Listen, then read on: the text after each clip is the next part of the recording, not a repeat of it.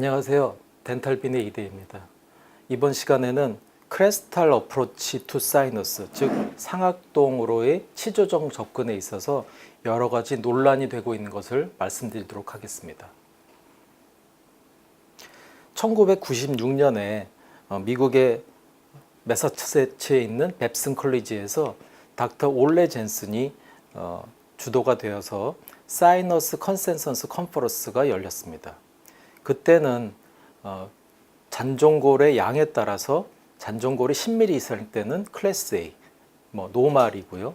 잔존골이 7에서 9mm일 때는 오스테오톰 테크닉, 즉 치조정 접근을 해야 있고 4에서 6mm일 때는 라테럴 어프로치를 하면서 즉시 식립을, 또는 1에서 3mm일 때는 라테럴 어프로치를 하고 스테이지드 어프로치를 한 것을 권장을 했는데, 최근에는 임플란트의 표면이 좋아지고 여러 가지 골 이식제가 좋아짐에 따라서 저는 이렇게 하고 있습니다.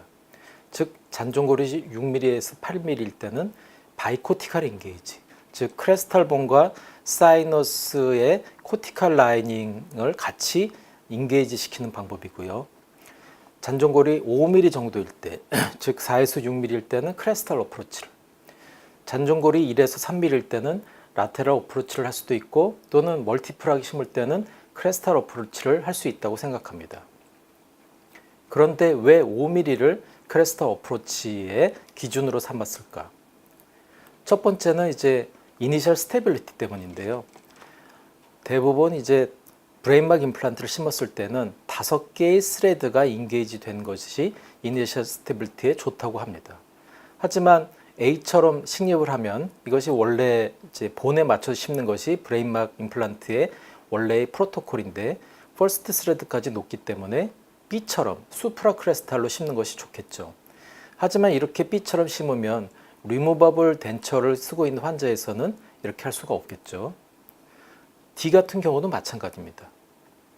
그래서 이러한 본 레벨 임플란트를 해서 하는 것이 좋겠죠. 하지만 이러한 본 레벨 임플란트는 사실은 5mm 언더일지라도 사실은 스테빌리티가 나오는 경우가 꽤 많습니다. 두 번째에 5mm를 했던 이유는, 만약에 5mm 정도만 뼈가 있다면 짧은 임플란트를 써서 골이식을 해도 그 골이식제가 골화가 되지 않더라도 5mm 정도면 로딩을 할 수 있지 않을까라는 그러한 이유에서 5mm를 기준으로 삼았던 게 아닌가라고 생각하고 있고요. 세 번째는 짧은 임플란트, 즉 8mm 임플란트를 써서 잔존골이 5mm 정도라면은 3mm 정도면은 그 사이너스 리프트를 했을 때 뼈가 잘 되지 않을까라는 생각에서였다고 합니다. 하지만 만약에 4mm보다 언더, 즉 2에서 3mm 정도의 잔존골이 있고, 그렇다면 이제 8mm 임플란트를 써도 약 3, 4mm 또는 4, 5mm 정도의 크레스탈 어프로치를 해야 되는데, 그것이 뼈가 되는 데는 좀 어려움이 있지 않을까. 특히 사이너스 캐버티가 버코링구알로 넓을 때 한해서이겠죠.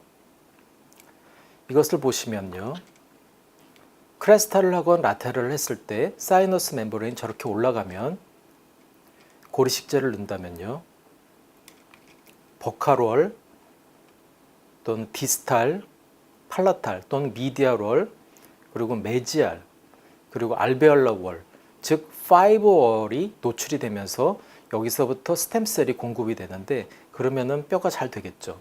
그래서 최소한 이 5월 중에서 3월은 노출이 돼야 이것이 스템셀 서플라이를 받아서 이 그래프트 머티리얼이 골화된다고 생각합니다.